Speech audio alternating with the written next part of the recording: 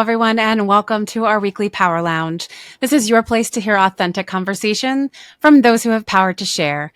My name is Amy Vaughn, and I am the owner and Chief Empowerment Officer of Together Digital, a diverse and collaborative community of women who work in digital and choose to share their knowledge, power, and connections. You can join the movement at togetherindigital.com. And today, I'm thrilled to introduce all of you and to have join with us for this next hour, an hour of insight, inspiration, and empowerment. We are going to dive into a topic that's pretty much on every marketer's mind right now, and that is how to leverage AI in what we do. In a world where AI is rapidly evolving, it's not about replacement, ladies and gents. It is about enhancement. Where we're here today to explore how you can harness the power of AI to supercharge your marketing strategies and drive better results. Our special guest today, Pam Didner, is a B2B consultant, speaker, and author with a wealth of experience in strategic planning, account-based marketing, and sales enablement. Pam has written not one, not two, not three, but 5 business books. She just, does all the things. And then when in her spare time, writes all of the books, including very recently, the modern AI marketer in the GPT era. So we are in for a treat. It is definitely something worth checking out and grabbing. It is a great tool and resource. It's not going to take you forever to read. It is going to be something easy and quick to digest with some fantastic prompts, something that you can take and start to put into action right away. So over the next hour, we're going to unpack AI's role in marketing, dispel some of those myths about job replacement. I know it's a crazy market out there right now, and we're having to shift and change and embrace a lot. And we're going to discuss how you can adapt your approach to AI for maximum impact. All right. Remember, folks, we've got our live listening audience here with us today. We love it that you are here with us. You keep us all honest and you keep us all authentic as we have our conversation here today. So live listening audience, please feel free to use the chat. Ask us questions. Let us know how you're feeling. We are all on this ride along together. So let's listen and learn and grow with one another. Pam, welcome to the Power Lounge. We're excited to have you here with us today. Amy, thank you so much for having me. I'm so excited to be here. It's wonderful. And it's live. Yes, I know, right? We're going right for it. And, for those who don't know you, maybe as well as I do, you have had an impressive career as a B2B consultant, speaker, and author. And I would love for those who are listening to hear a little bit more about you and your career journey so far. Yeah. I'm not a typical B2B marketing person. I'm actually have kind of like a twist of fate, career change, if you will. So I'm actually was a CPA, and I went to a dark side to become a marketer. Yep.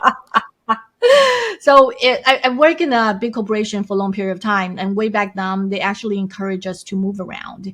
And I was very fortunate, started with the finance and accounting, and then moved to operations, and then supply chain management, purchasing, and somehow landed a job doing event operations because I'm very good at operations.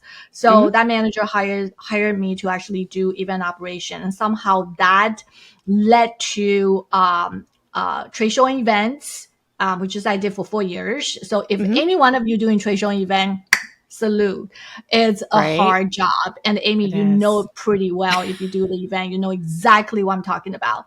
And then from there, I made a transition to doing marketing strategy as part of the corporate marketing team instead of a marketing direction and campaign direction for the regional marketing team. So, and I left that job. It was great, but I left in 2014. And in the past 10 years, I've been on my own. I love it. I love asking this first question because it really, again, every episode reemphasizes the nonlinear direction that every successful woman's career takes. I think for those who are early in their career, mid-career, in a career crisis, it might feel, look at your collective experience. I think all of your skills are transferable. And I love how your company encouraged that because I know not all companies do. I was very lucky. Yeah. That's fantastic. And I love hearing that background because sometimes you learn things, even people that you're like, oh, didn't know CPA, but then broadening those skills and taking and embracing all of your abilities and all of your gifts and, running with that usually lands you where you are absolutely meant to be. All right, let's talk about the books. Sure. The modern marketing, the modern AI marketer Marketer. guide Yep. to Gen AI prompts that you have Yep. beautifully displayed there behind you. For those of you who like to see the books, yay, go check it out. Kaylee, who's so amazing, has also dropped that into the chat for our live listeners to take a look at. Those who are viewing after, listening afterwards, be sure to check it out in the show notes as well. You say that mastering AI prompting is no longer optional. I think a lot of us listening Right. would have to agree, and those of us who are listening or aren't there yet will soon be convinced. When did you realize that this shift was happening in the marketing world? I think I started talking about AI back in 2019. So Okay. just wanted to put things in perspective. Mm-hmm. ChatGPT was launched on November 30th, 2022. Yeah. And within 5 days, 5 days, it hit 1 million users. 1 million. And when I found out it hit 1 million users, I was like, wow, I need to check this out. Yeah. And then, of course, within less than 2 months, it hit 100 million users. So everybody was going to ChatGPT, which is kind of starting Yep. this Gen AI, revolution, if you will. Mm-hmm. And then they just stopped asking questions. Why ChatGPT is captivating is Mm-hmm. it gives you one answer, one. If you do, it's kind of like Google search, right? You Yeah. are asking Google for answers as well, but you Right. have to sift through Mm-hmm. many articles. You have to read it. Do you know how much work that is? So much work. It's like, oh, And seriously, then can we you just know give me we're an getting answer? sold to, right? Too, because like the first page is all sponsored anymore, I was like, God, anyways. what are you doing? Right. So everybody was like asking questions, and I was like, oh my Mm-hmm. God, there's an answer. You can ask pretty much any questions. Yeah. You can relate a coding question. You can ask in about IDA, your birthday party. You can ask Yeah. anything marketing related. You Mm-hmm. get answer. The Yeah. answer is good or bad. You need to be a judge. You Yes. need to make a judgment call. But Yes. one answer is like Mm-hmm. instant gratification. Oh yeah. So Yeah. It's like the marketer's magic 8 ball. that's why, yeah, it is. To some extent, I would say, like, you know what? Let's all BFF. Uh-huh. Yeah. Yeah. And I mean, as early as 2019, that's really interesting that you kind of caught on that early and was like, okay, this is something we need to be paying attention to. Was there any initial fear for you in that? Or are you kind of one of those people that you're like, no. No, actually, that's a great question. To be honest, Yeah. and a lot of things or a lot of research I started doing, that's Mm-hmm. because I have event organizers, so people Okay. or clients that come to me and say, "Hey, can you look into this?" Mm-hmm. So I actually have an event organizer come to me and say, "Can you talk about AI?"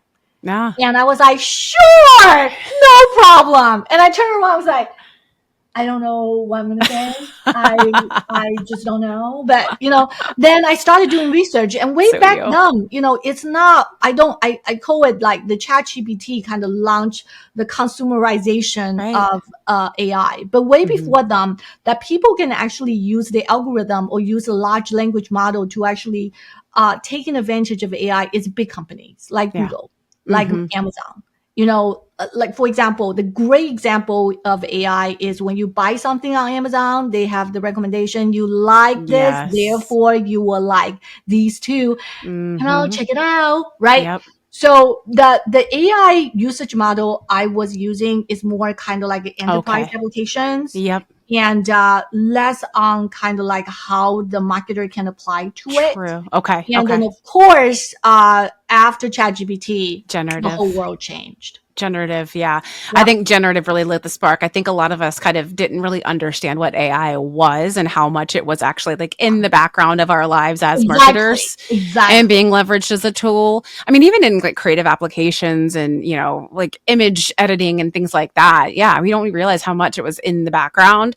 But Yeah. then we think AI and it's like all generative, it's all MLM and it's like large language models and it's not so much in the space of, other technologies. I think Yep. oftentimes we forget. We become so consumed We with kind just of like that. take it for granted. For We longest, I do. think the AI is really behind the scenes. Yeah. It's something that you cannot touch, you cannot smell. Mm-hmm. But it is working there for a long period of time. Like, It for is. example, the Google search. I mean, Mm-hmm. the Google continuously optimize their Yeah. Google search mechanism. Yeah. The So machine learning. before you have to type the whole sentence. Now Right. you just type 2 words and then there's Yes. The 2 predictive sentences. text. Exactly. And that's AI in the work. It is. It is. And I think it does a lot too for the sake of like personalization and Mhm. just like creating efficiencies and things like that. I mean, we could get into and break down a whole mess of things as to like how it's helpful, but how it's harmful. But at the end of the day, it's, I think, again, I'm like a digital gal sort of through and through. So for me, I think a lot of it was like this odd fascination that probably a lot of people felt when like in the 60s when we were trying to go to the moon. It's like, wow, where will this take us? What will this mean? And it wasn't really for me, even being like a background, like my background's copywriting. And I mean, that's straight what generative AI is coming for. It's like, is those who write. But then I'm also looking at it going, okay, but now people who aren't by trade writers now have the They ability have ability to to actually, yeah, storytell, you know, exactly. I do agree with researchers. that. I do agree with that.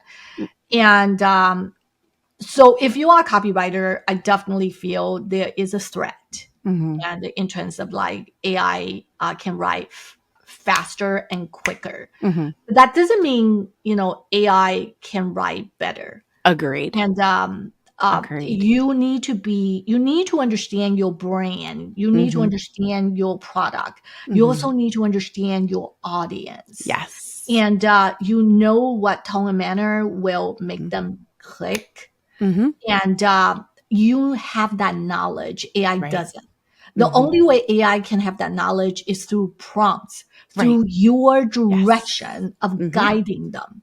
So Yes. it's still coming from your expertise. So I Exactly. cannot generate anything magically. Yeah, it Mm-hmm. can, but you still have to give them that Yeah. direction, the Yep. guidance. It's going to be very vanilla otherwise, which Yeah, leads beautifully into the next question that I have for you is, in your book, you've yeah. included over 75 prompts in 12 sales and marketing categories. Yeah, there it is again. Great product placement. I love it. Can you share of those 75? Because we don't want to give them all away. We're not giving them all away for free here today, folks. Can you share one prompt that you think would make that every marketer should have in their toolkit? I think if you are using, I would say, the AI prompts right now, a lot of Mm-hmm. you are using for like you do a social media post Mm-hmm. and you're going to write something and then you're going to ask like a ChatGPT or AI prompt to rewrite it. Mm-hmm. Just to make sure that it's grammatically correct or Yeah. there's another way to say it better. So I Mm-hmm. think the one that everybody tend to use right now, as far as I can tell, and you can tell me otherwise, Mm-hmm. is social media posting. Uh-huh. Right. So it's just like rewrite it and then make it Mm-hmm. better. And honestly, you don't like on LinkedIn, you don't even have to get out to ChatGPT to You do that don't. because they Yeah. have They built it literally embedded in. and say rewrite with AI. And I Uh-huh. actually tried that. I don't think it was that good. But No, anyway, it that's wasn't just great. me. Okay, Uh-huh. thank you. I So you agree. are the It wasn't copywriter, great. you validated my point of view. Yeah. And I think the writing part of it Mm-hmm. is probably where majority of people or the marketers are using that for, Mm-hmm. like Yeah. writing a blog or whatnot. Mm-hmm. And but I do actually have a point of view. There's a lot of things you can do. Like I said, I created. This is only 50 pages. Not I can tell you just go to chapter 3. Yeah. That's great. That's where I love it. all the problem is. And it's like divided by 12 sales and marketing categories. Mm-hmm. And I write basically, like, for example, I need a social media post for my organization. Mm-hmm. You talk about your company name, and that's public. Write a post for, social media platform, which one? Mm-hmm. On this topic. For that topic, you should give a little bit more detail Yes. in a specific number of character. That's assumed that you only have Mm-hmm. to use, like 228 characters or Yeah. less. You can provide that specific instruction. Write it in some sort of tone, in conversational, blog writing, formal business writing, write in certain tone, right? So Yeah. you can specify that. Include a call to action Mm-hmm. at the end, and then you specify call to action. Yep. So the way I write every single prompt is kind of like a paraphrase Yeah. or paragraph I love it. that you can replace and add additional information to it. Yeah. So And the more specific you can get, the better. And what I've done is I've begun to just kind of keep those like saved and paste it and just to kind of like plop them back in because I'm going yeah, to use the same sort of prompt sort of over and over and over again. yeah, And I've definitely found that like, you can train your AI and we'll you get do. into this at some point And too. I've got a guest coming soon talking about AI agents, which I'm not sure if you're super familiar with AI agents yeah, yet or not. I'm Okay. familiar with it. You can actually create an AI agent and Great. yes, to do that. The bottom line is, Amy, can I take over what Yeah. you just said and elaborate a little bit Please. more? Yeah, So, absolutely. like for example, Amy has this beautiful live, podcasting, and then she every single time she does this podcast, she has to come up with the title. She has to come with the meta description, right? And these are Mm-hmm. like repetitive tasks for every single Yep. episode. So there is a prompt that has been written for to come up with a better title, to come up with the metadata and the description. So Mm-hmm. that description or that prompt doesn't change. You can Mm-hmm. actually create a customized agent or Right. customize a personal assistant that just focus on these two tasks.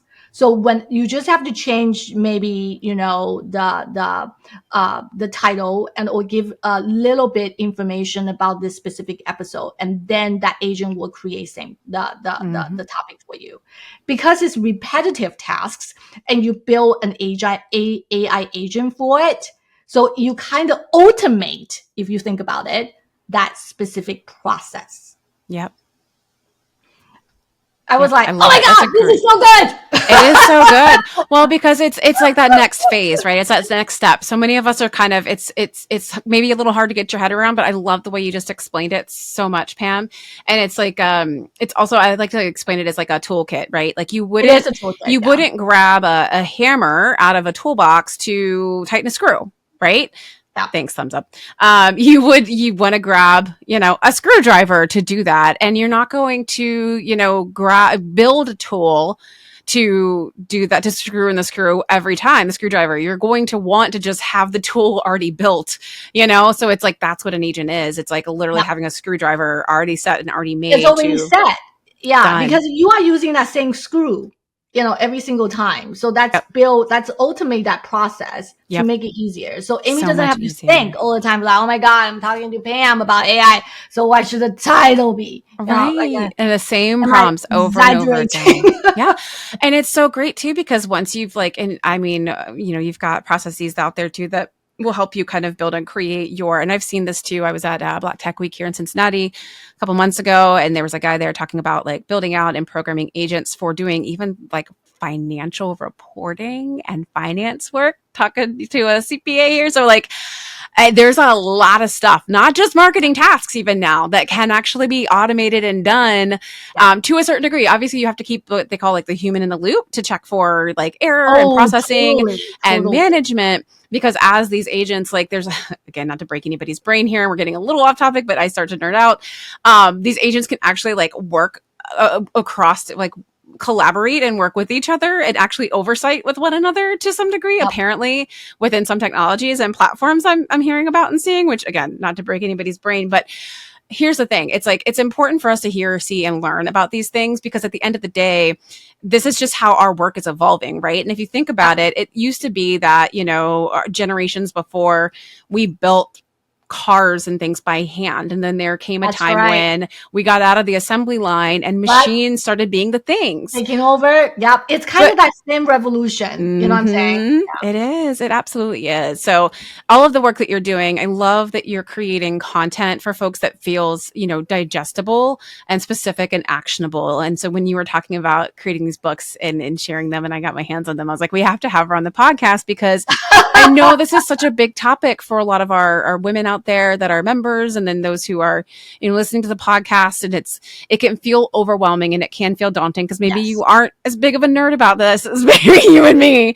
And that's totally fine. And you don't have to be, but like, No. how can we empower you with a little bit more education and information so that you can kind of get your hands onto the stuff so that you can move forward as well. Mhm. Let's talk about a little bit more about prompting and how your book emphasizes the importance of building, because we're kind of still on that topic of prompting and building sequences of AI prompts. Talk us a little bit through, because agents kind of fall into that space too, right? Could you talk us Yeah, it does. through an example of Mhm. how this sequential approach works in practice? Maybe building Yeah. even off the social media one if you want, or give Yes. another example, whichever. So in this book, especially, I did talk about there are a different prompting techniques. It's Mm-hmm. actually on page 10. So there's a chain of thought prompting, Mm-hmm. which is you have a specific thought. And so you build a question, kind of ask like, hey, what is commercial banking? And then the next question is like, what is, then they will give you a lot of information. And then one of them is line of credit. And then you move on and say, what is line of credit? And then maybe next one you say, how can I apply? It's a chain of thought, right? Mm-hmm. And then the other one is called tree of thought. It's expansion on the chain of thought prompting by asking the model to generate multiple potential steps, like line of credit. So how do I apply? Like, can you give me the steps? What do I need to do? Right. Mm-hmm. And so there are many different type of prompting techniques. It's even though this is more kind of like I provided the technique options, but set this aside, just put that away, is the thing about the ChatGPT or any kind of Gen AIs at this time is you can carry conversations. Mm-hmm. That's how you need to think about it. Don't Right. think about any kind of, the technique option I mentioned. It's no use. That's academia. So you think about it when they build a sequence, you don't really have to like, oh my God, let me think about it first, what I need to talk to AI. No, Mm-hmm. it's not. It's more or less like you have this specific question. The AI is not answering the way you wanted. Okay, now Yes. you have to think about it. How can I write it a little bit differently? Mm-hmm. Or they are answering this and it's like, it's not really that. I don't know. I need to write it. What is this? Or can you Mm-hmm. explain a little bit more? Those are like very conversational type of text Yeah. or how we communicate with the real humans. You can write those and Mm-hmm. carry that conversation forward. Like Right. that's, for example, just like you said, the social media posts. Mm-hmm. Great example. So you write a social media post, but you're like, I don't know. Then there are certain things you can say rewrite, Mm-hmm. the two sentences, or you can say, no, I need to change my call to action to this, make it stronger. Mm-hmm. So that is the sequencing I'm talking about. You Yeah. can carry the conversation forward and Right. help them understand a little bit more and then keep Mm-hmm. forward. Yeah. I think one I don't know if this would count as sequencing per se, and you can tell me if it is or not, but like I will do it to help generate because gosh, as a copywriter, it's got thrown on me all the time as a junior copywriter. And those of you who are out there listening that are in that space, you'll empathize. They're like, rate me 100 headlines because I it know. won't be, we won't come up with a good one unless you write 100. And I'm like, I've written for so long now, I know a good headline when I see one. Okay. Yeah. And I used to have one like chief creative officer. I used to like, he'd always be like, you won't get to the good one until it's like 100. And so I used to like take my first headline and put it at the bottom because I knew it was the best and the right headline. And that's the one I wanted anyways. And that's how I always got them to choose the one I wanted. Yeah. See, AI is not going to pick up on that. AI is not going to pick up on that. Only But human can. Yeah. now I use AI as my little junior copywriter bee, and I'm like, listen, you write me 10 headlines. I'm not as demanding. I'm like, write me 10 headlines.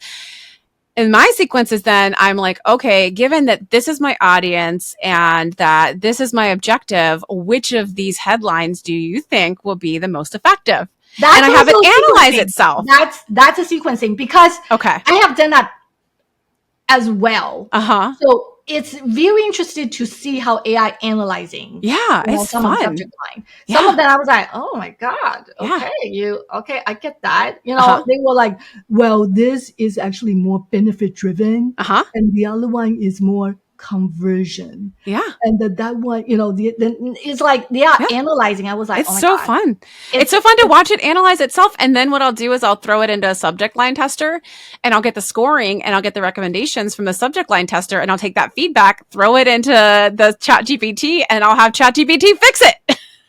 See, now you talk about a process of Yeah. using two different tools. Mm-hmm. I love it. Yeah. I It's love it. fun. So you kind of asking the question and you Yeah. find out and get the best out of AI for the time being. Right. And then you do using another tool to test it and validate it and then Mm-hmm. come back and make it even better. Yep. Amy, And I feel like why a don't true you just be genius. your own guest? I Right. think you can do a pretty good job of it. You're funny. Well, then I felt like super awesome because then I got like a 100, which I honestly, in all my years of writing, not gonna lie, friends, I've gotten like a 95 writing my own, but I've never tested. I've thrown it into a tester and gotten a 100. I was like screenshotting that shit, and I'm like, I'm saving this forever. It was me and ChatGPT. We worked together on this. You know what? I help AI to be successful. Right? All right, I am so good at it.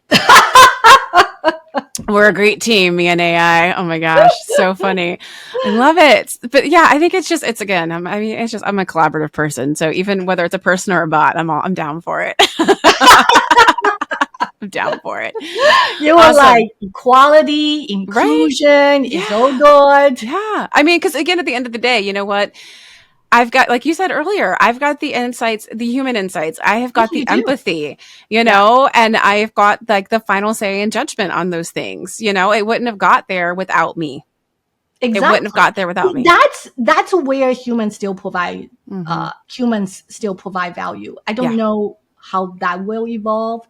That the AI becomes so smart and because they are learning fast, they are learning every day.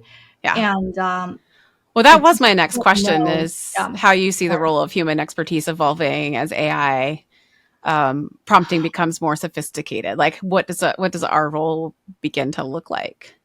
You know, that's actually a $64,000 question. So I don't know. I don't want to be a pundit. Every time I predict something, it's always wrong. I'm the first one to tell you. You're funny. It's like, okay, like if you want to put money actually on what Pam said, you should. Stop. Because you're gonna win. You're obviously gonna win.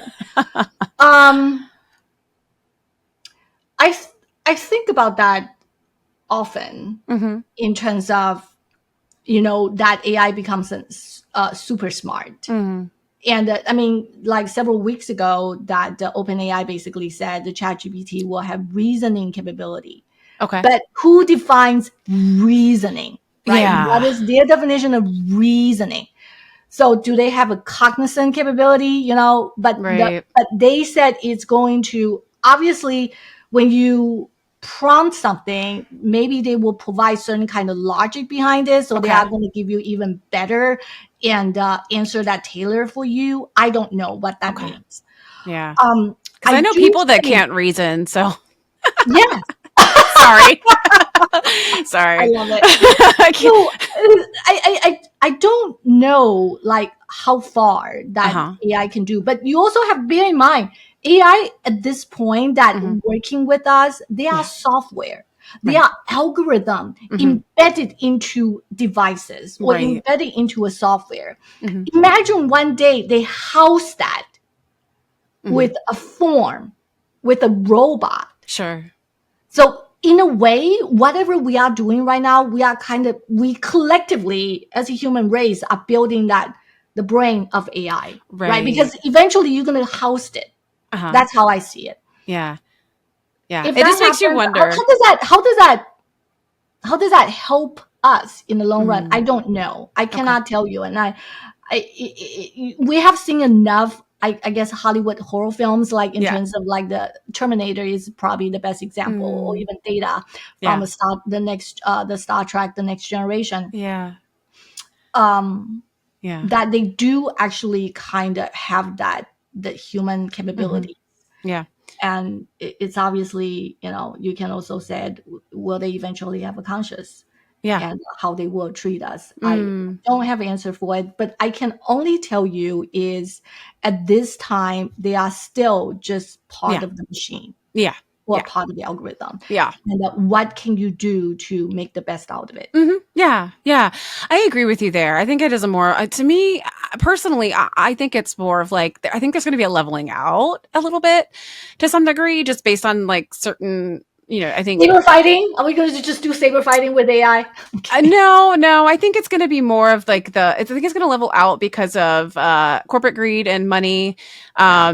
They're going to go public, or they're already gone, or they have not already gone public, or not people not walking out now because they're talking about going public. I mean, I might be getting my like headlines and stories confused, but like OpenAI Yeah. is kind of going to be going public soon, and the guys who helped to start that don't want that. They wanted it to be an open resource for people. Yeah. But the problem also with that is at the other end, it's like collective intelligence. When you kind of throw in all the collective intelligence, like, gosh, we're not collectively not always that smart, right? Because it's like, garbage in, garbage out. We talk about Yep. that a Yep. lot Yep. within this space, right? We know not all data is good data. We know there's a lot of biases within some of this stuff that's being fed into the machine. So just because it has, because it has input doesn't mean that the output is good, But right? I 100% agree. So And also, depending on the data they pull that information from, exactly. that provided you the answer. Yes, I agree. Exactly. So for me right now, I think the most critical human role is, really responsibility, accountability, making sure that, bias and error are still something that we're very much focused on. I think conversations about like regulation and democratization, because I really do see AI as something that can help small businesses work, Yeah. more Yes, effectively, more tremendously. efficiently. But Yep. then you see big companies and corporations using it to make excuses to reduce and minimize headcount and things like that because they Ah, see it as an that's the saddest opportunity, part. That's the one I right? fear the most for the next Hmm. generation. But Seriously. it's to me, it's going to be like a pendulum, Pam. I think it's going to be like how they go off and they offshore, not to like totally Yeah, go off and then track. he was like, "This is not working," and they come back to Yes. hire people. Yes. That's kind of my prediction. And again, like, I mean, I don't know. I don't want to be proven wrong in that. I wouldn't mind that pendulum to swing back the other way where it's Yeah. like they offshore jobs. They're like, wait, that didn't work. We got to bring it back stateside. And they do. So it might be, yeah, okay, well, let's all go in on AI. We're going to be able to reduce headcount and create efficiencies and save our bottom line and pay our C-suite more and our Yep. Yep. shareholders. I hear And you. then, oh crap. No, like we're actually creating marketing campaigns that have bias and errors and that aren't effective. We need to bring humans back in. That's kind of my hope. But who knows? We'll see. I Yeah. guess we'll have to wait and see. We'll like come back to this Yeah. podcast Oh, episode in it's like 5 years. it is. We are. It's kind of like a blessing and a curse at the Yeah, same it time. is. That we are witness. We Mm-hmm. literally just we Yeah, are witnessing here we are. how the AI is going to evolve. I Mm-hmm. think it's absolutely amazing. Yeah, it is. It's really an interesting time. And I like to also just fast forward in my head and think about that, like in the history books, what is this time going to look like? And right now it feels such like madness and crisis, but somehow fast forwarding in my head makes it feel a little less chaotic and be like, you know what? There was just a time and a place and an era. And that's, I think, sometimes why equating it to like that assembly line and moving towards more machines and things like that kind of makes it feel, I don't want to try to minimize it at all, It's but you know what? gives it It's going to, perspective. honestly, Amy. It's going to be chaotic no matter what. Sure. It I don't is. think that it. I think it's going to continue because it's morphing and Mm-hmm. evolving. Yeah. And some people will like the direction we are going, but you will always find people who Yeah. don't like that Don't want to direction move it. Mm-hmm. and they want to disrupt it. So Yeah. I personally think that chaos will continue to stay. I don't Mm-hmm. think it will ever go away. Yeah. Because we are humans. We just love to like, you know what? I disagree with you. I see Yeah. it differently. Yeah. Uh-huh. Definitely. Yeah. You've got people that are going to jump on board and move along with it, and others who are going to drag their feet. Yep. Let's dig in a little bit more to some more areas of marketing that you cover in Sure. your book, because you definitely talk about SEO, email marketing, as well as social media. Are there any other areas that you think, or which areas do you think has the most untapped potential for AI prompting? Data analytics. Talk about that a little And bit. really, so, like content, you can always like, Mm-hmm. okay, write us a post. And you can even say, okay, create a demand gen plan, right? You can Yeah. give a very specific prompt. And just like you asking the question, say, analyze this, Mm-hmm. right? So it's that analytics Yep. part of it. I think we can explore a whole lot more. Yes. And analyze this and tell me what's good and bad about it. That's data analytics. Mm-hmm. or I you love it. input certain kind of data in that and say, hey, I actually have this opening rate for this Mm-hmm. kind of subject line. I'm Yep. just using kind of take the Yeah. copywriting, elaborate a little bit more. And here is 50 subject lines for the past 50 email campaigns. And each one of them have average of the open rate associated with it. Mm-hmm. And can you analyze this for Yep. me? And then tell me which subject line perform better. Yes. And then, of course, the sequencing, Mm-hmm. why is better. Yep. Then the next sequence is like, I have this email, I want to push it out next month. What, based on all your analysis, what are your 5 proposed subject line? I love it. It's that analysis part that we Mm-hmm. need to tap into a whole lot more. That Yes. requires all of us to think a little bit differently. Mm-hmm. Right. So because you are a copywriter, the Mm-hmm. first thing you say is, okay, email, perfect. I'll write it. I'll write a subject line. Or just like you said, Mm-hmm. you have AI to write the subject line and you test it. And then that's the next step. You Sure. move on. Mm-hmm. But how can we leveraging past information Yes. to train the AI and see Mm-hmm. how that information can be utilized? And Yeah. then we have more data driven type of insight moving Mm-hmm. forward. I Yeah. think that is one part I need Mm-hmm. to do better. Honestly, Mm-hmm. I think all of us can do better. Is Oh that yeah. analytics part? Yeah. 100%.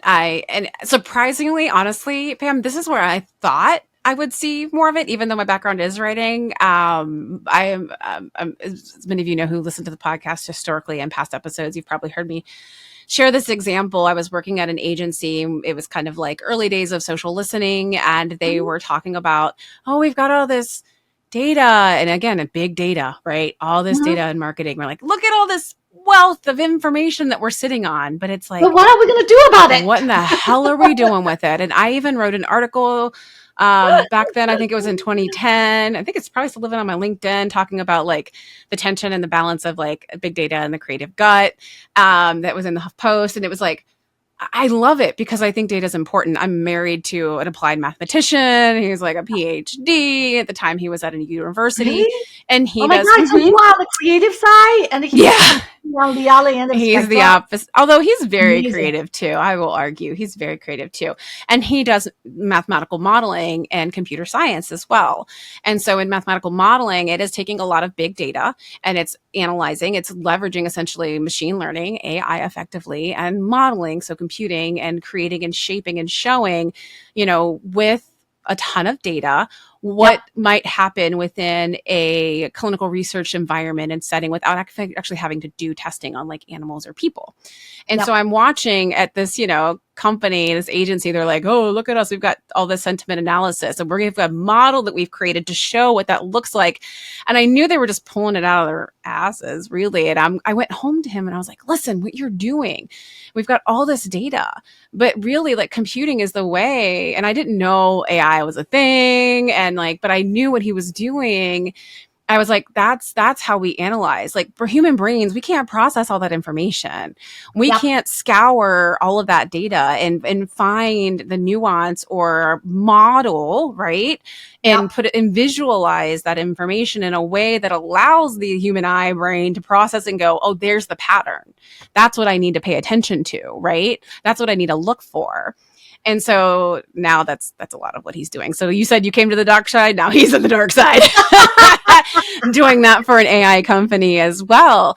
And I think it's just really awesome because again, 100% agree with you. I think that's been a big problem for marketers is that we have a F ton of data and it's fantastic, but it's like, what are you doing with it? How are you using it? How are you making customers' lives easier? How are you solving problems? How are you really finding insights and creating innovations that aren't just shiny objects, but actually making people's lives better, easier, at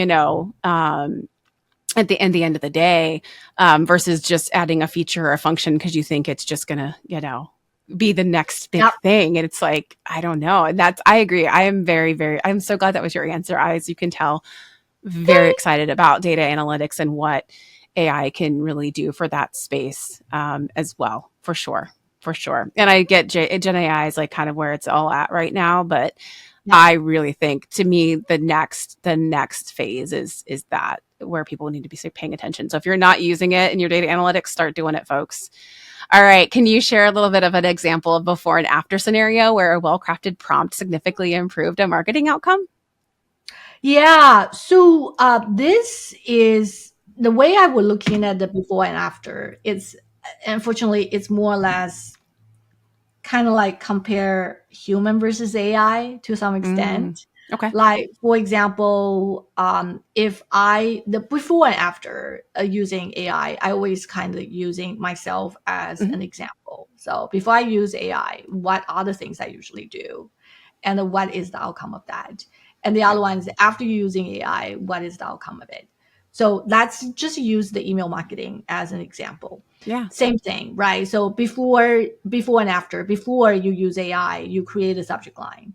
Hmm. And then we use the same process, Amy, that you talk about in terms Hmm. of that you are asking AI to actually create a 5 subject line, do an analysis, you run into the testing to test the subject line, and you come back and have them do better.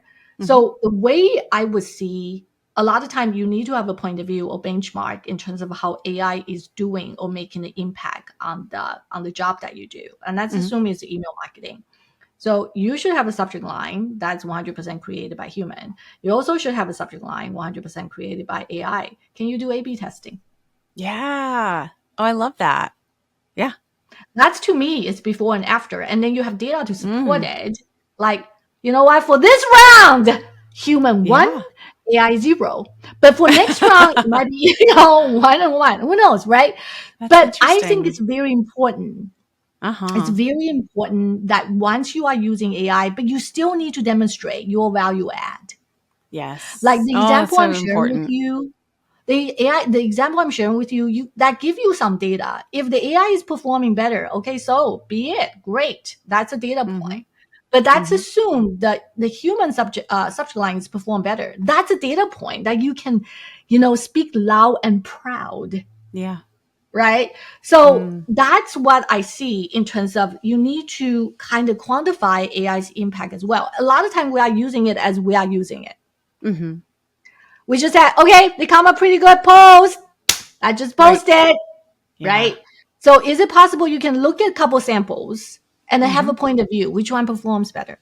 Yeah. If AI performs better, we'll make a note of that. You don't have to Hmm. promote it loud and clear. But if you Yeah. are doing better, you know what? You should let people know. Yeah. So that's Absolutely. how I see in terms of before and after. I don't know if that's what you have in mind, Hmm. but No, that's a I great always example. feel like it's not human versus AI race. Maybe it is to Sure. some extent, but you Hmm. need to have a point of view. Yeah. No, I love that. And I love that you're like championing and asking people to remember to truly advocate for themselves and just keep constantly reminding folks that AI is the tool. People are still Exactly. doing, you're still doing the You're still work. doing the work. It's like AI is not prompting itself. Like, dude, No when that way. happens, that's Not yet. scary. No, that's Maybe. scary. I don't know. I don't know how that happens. I don't Yeah, even know how that exactly. happens. One day, well, but it's not now. That's just I focus don't now. even Keep know at how that happens. That would be creepy. That would be it. absolutely creepy. Okay, so your book is definitely aimed at more of maybe your book is aimed at various roles in both sales and marketing. How do you see AI prompting differently benefiting, say, a content marketer versus maybe a sales or an enablement marketer Yeah. or manager? So Sorry, no, it's totally Friday okay. brain. It's totally fine. Um, it doesn't matter when I was writing this 75 plus prompts and Hmm. for different marketing roles, because I categorized it in 12 and sales and marketing categories, if you will. Hmm. So you have to think in terms of when you do your job. I'm going to give a generic answer, and I will give a specific answer. Okay. So when you are doing your job, it doesn't matter what job: email marketing, event marketing, community managers, and or even salesperson or sales enablement managers. There's always a prompt you can write, Hmm. like to ask AI. Like for example, on the sales enablement, I need to create say pricing guide for my sales manager for these 3 products and compare with these 3 competitive products. Can you pull the information from my pricing? You enter information, and also pull the pricing information from their website. You provide specific information, and then create a table that compare product A, B, C, and D, and with the competitor's product C, D, and E. Right.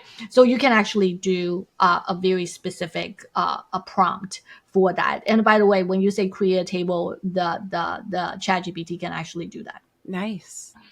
And so that's kind of what I see is look at your own job, the job that you are doing on a regular basis. And then you are thinking, you think about it and say, okay, I am thinking hard about this specific question or the challenges. Can I just write a prompt and ask AI about it? Yeah.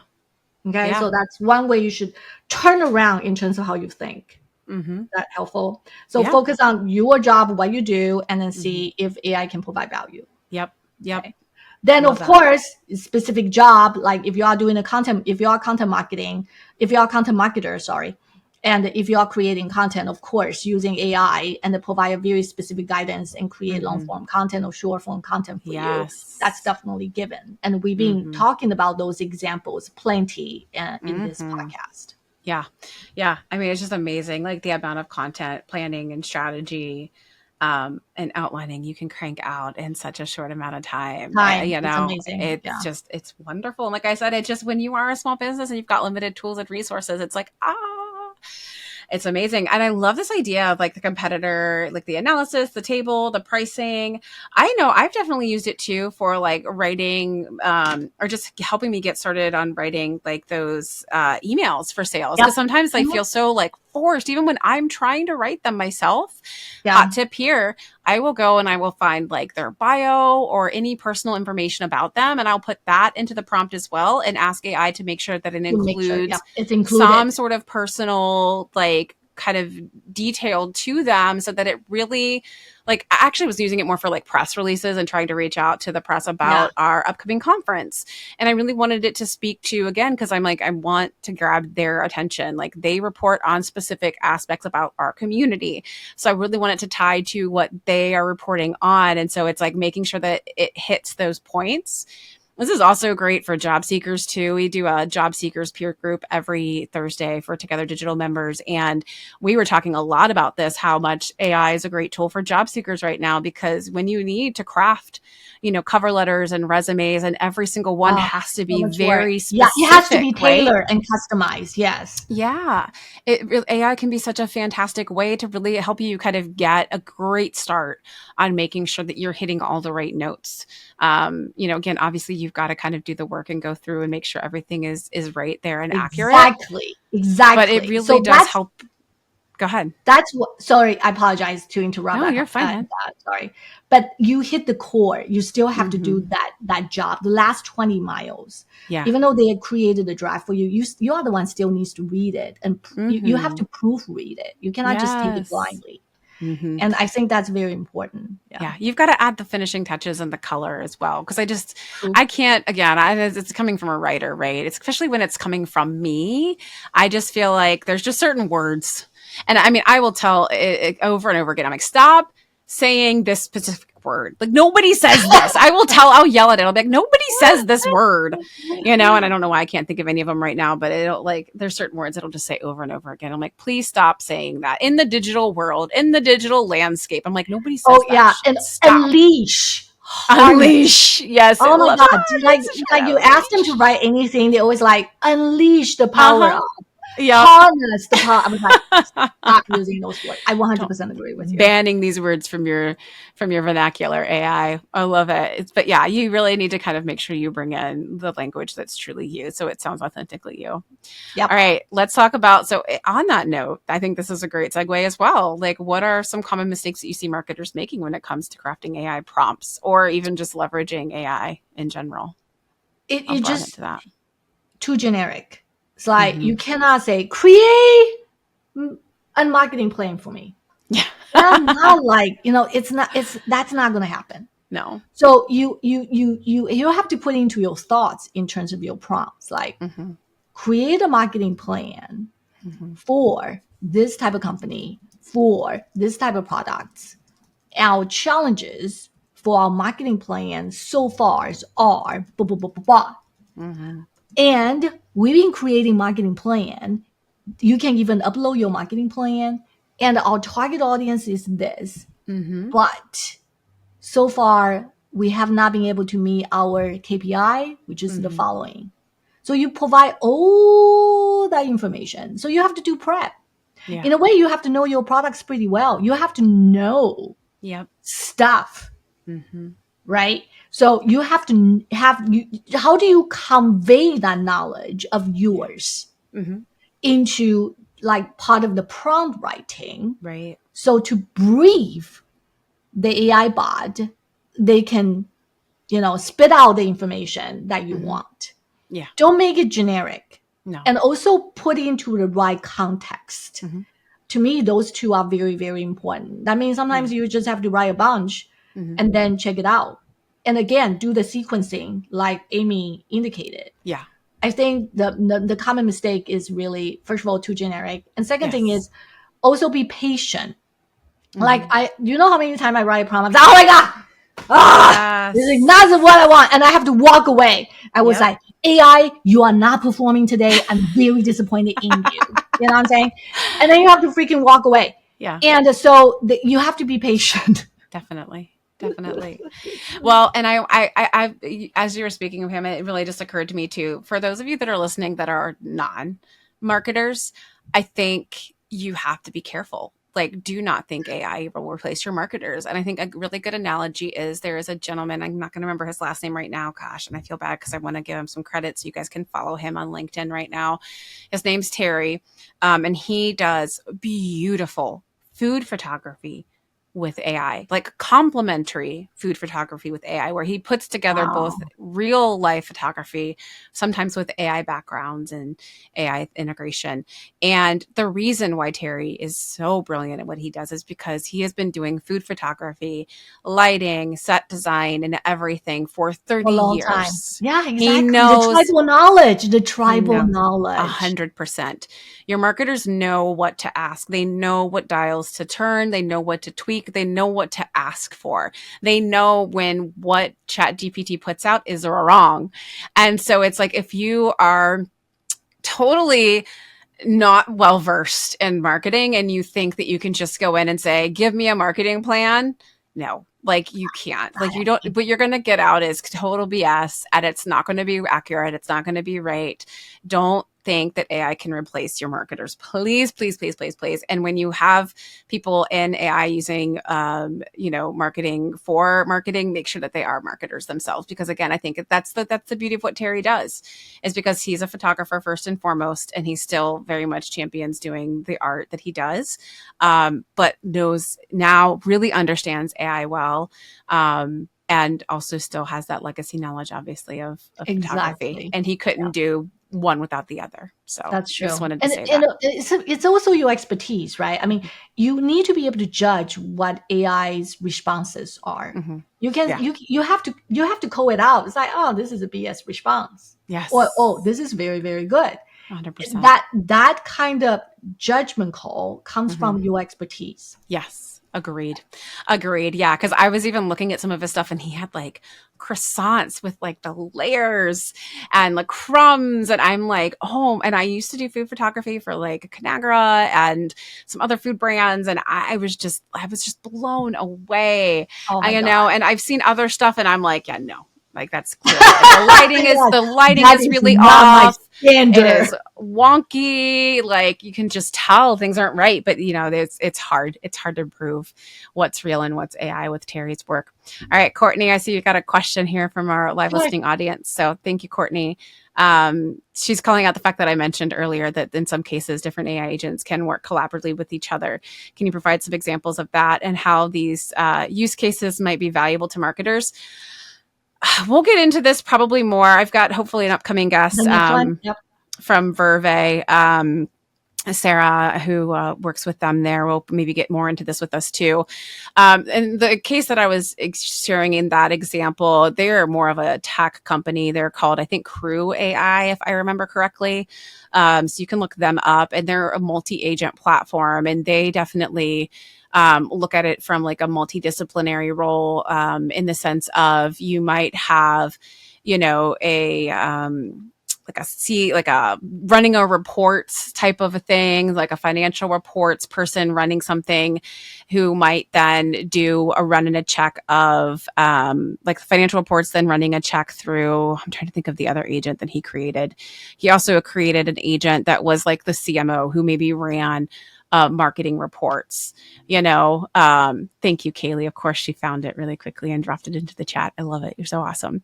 So you can kind of take a look at there and at those. And so what they would do from a collaborative standpoint is actually cross-reference. So you could basically create commands and prompts so that whatever each agent is creating reports on, that they would then collaborate in the sense of creating an additional reference report, so that like marketing might feed into the financial reports so like you wouldn't have like your CMO, like you have your CMO create like the marketing report and like how everything performed from a KPI standpoint, right? What the spend was.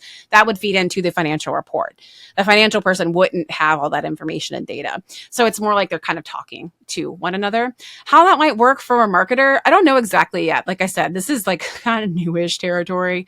But I don't know, Pam, if you've got some examples too of how other agents and how maybe you've seen them or used them in the past too might work for marketers, if you have a multi-agent tool that is just marketing or for marketers. I don't have the multi-agent tools that I'm using at all. And each agent that I use tend to perform on its own. Yeah. And it's more task driven. But I can totally see that each agents talk to each other. So the analogy I would like to use on top of yours, think of each agent talk to themselves like a data flow. Like you have, like, for example, you have the data from like a marketing automation tool, that data needs to flow into CRM for you to track kind of like, MQL to marketing qualified leads to SQL sales qualified lead. So the way that you need to think about how agents talk to each other, think of those agents still as a software. They are all softwares. So the technical part of it, in terms of how they talk to each other, that's going to let the technical person figure it out. But you have to think it's a data flow from one place to another. If you think from that perspective, then it's not confusing. It's pretty clear to you. They are two software. They just need to talk to each other. I think that's a great example. Yeah. Yeah. I love it. That's very helpful. Thank you. I know. It's going to be I think that kind of stuff is super interesting because I mean, I love automation as well. That could be like a whole other conversation. Also love it. All right. Cool. Well, if anybody else has any other questions, we've got a few minutes left. Looking ahead, Pam, how do you think AI prompting skills will impact career advancement in marketing and sales? I think this from a perspective of hard skills and soft skills. Yeah. I think to be able to prompt is a hard skills you need to have. Everybody should have that skill set. Okay. Yeah. The soft skills on the prompt is like you need to have a point of view, what the prompting can do and cannot do for you. Yes. That is going to be up to you to articulate well. That is a soft skill. Yep. Right. So that to me is understand. Once you understand, and by the way, the prompting will continue to evolve. Yeah. And AI might take on more and more the stuff that off your plate. So that soft skill of explaining what AI can do, cannot do, will continue to evolve as well. And that having that point of view will also guide your career development. Absolutely. You're like, oh my God, you know what? AI is kind of like enroached my category right now, territories right now. Maybe I need to look at I need to look at my job differently, or I need to change job. So from my perspective is be able to articulate so well in terms of what AI can do for you. It's super critical. I agree. I love it. Take it, embrace it, own it, be the thought leader on it. I love that. Right. Yeah. Be the one who's like, has a point of view on it. Yeah. Be the educator. I think maybe, Pam, like you just did, pick it up and write a book on it, damn it. And I love it. Courtney's like, so helpful, wonderful discussion. I'm getting Pam's books. Awesome. All right. We're at our fun time. We're down to the last minute. So we're going to go through our power round of questions, which are fun, our little lightning round of questions. So what is one AI tool that you can't live without? One is obviously ChatGPT or something called Magi, MAGAI. The tool actually created the interface that with like Gemini, Copilot, Claude, and ChatGPT, and you can pick and choose which one you want to use instead of going to a different platform. I like that called MAGAI. And the other one is Opus Clip. Yep. And for example, I create a video and I have AI to cut different shorts. And I kind of like that. Yeah, it's fantastic. They're not always successful. You still have to, do the work. Post production. Yeah, I agree. But Opus is amazing. I 100% agree. Biggest AI fail you've experienced or witnessed? My own book. I actually do not want to write this book. I want AI to take all the credit. I want to say created by AI. Oh, that's so funny. So I actually hire a developer and work with me to write not just the prompts, but code. I have this person input and write a code to actually read my blog post library and also read all the videos I have created. So to understand my tone and manner. And I also created a table of content, detailed table of contents with a subchapter and also the description for each chapter. So I got the tone and manner down. I got the skeleton of the outline down, and I tried to provide as much information as possible. It failed miserably. How dare you, AI? How dare you? I failed. And it failed miserably. And the thing is, when they write the 20,000 words, and you will understand this, every single sentence sounds beautiful. It's very flowery, but when you read it carefully, there's no substance underneath it. None. And I was like, God damn it. I have to write a book now. This is not acceptable, AI. So here I am. I ended up writing the whole book. That's hilarious. But if you actually do a certain paragraph, like you have AI rewrite certain paragraph, they do a pretty good job. Yeah. But if you are looking for AI to run just like from page 1 to page 100, no, not there yet. Good to know. No. Good to know. Oh my gosh. I love that so much. You know what, Amy, you might have a better success than me. I feel miserably. I was so sad. I was crying. Well, you know what, Pam, it's okay. That's how we learn, right? That's how we grow. And I love that you're willing to share that. That's what it's all about. Because we all fail. Nobody got to success without screwing up at some point. This was so much fun. All right. We're just past time. So folks, if you've got questions, if you want to reach out to Pam, we will include all of the ways you can follow her, learn more about her website, her books will be in the show notes. Live listeners, those are also in the chat, so make sure you grab those before we close out here in a second. Pam, thank you so much. I knew this would be a blast, so it was wonderful to bring you in and introduce you to our amazing listeners and our Together Digital community. Thank you so much for all the awesome work you're doing. This is a blast. Thank you so much for having me, Amy. Absolutely. Wonderful. Anytime. Wonderful. All right, everyone. Well, thank you for joining us on this Friday. Hope you all are staying safe and enjoying the rest of your Friday. And we'll see you all next week. Until then, keep asking, keep giving, and keep growing. See you all soon. Take care. Bye-bye.